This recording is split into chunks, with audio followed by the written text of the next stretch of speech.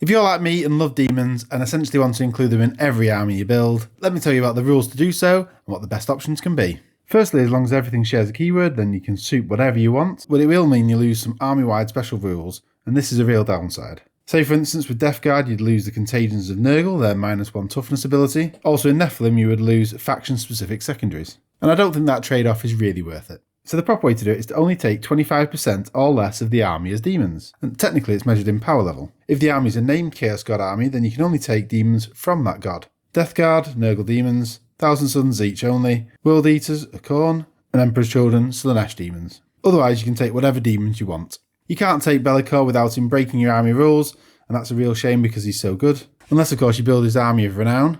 Now there's an idea.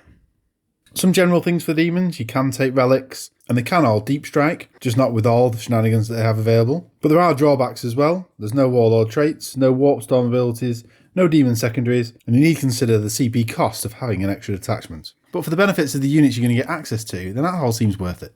So why would you bring demons? Just to bring the models that you really like? For general damage and defense? And to bring some dangerous units for ranged and melee, and there are a lot of good choices available. It also gives you access to chaff units, which you may not already have, so if you're a Chaos Knights player, then this could be really useful. You can bring any sort of detachment that fills the units that you really want to have.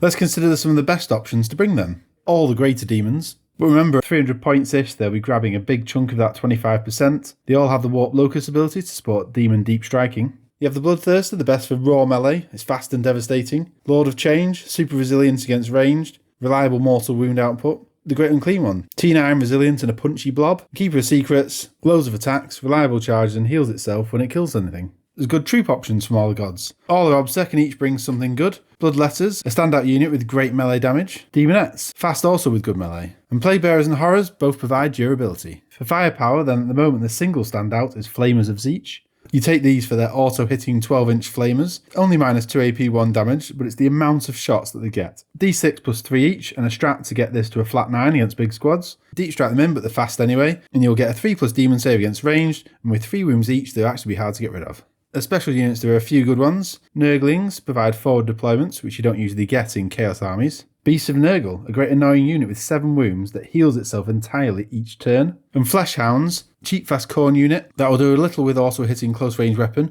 and then +1 to damage on the charge in melee. The key thing about bringing these and other corn units is getting access to Contempt of Sorcery strat for 1 CP. It gives a deny of a psychic power on a 4+ roll, and this goes to a 3+ if the psych is near Fleshhounds. So take the demons you want, complement your army in the ways that it really needs it most, and especially have some fun. See you again soon, bye!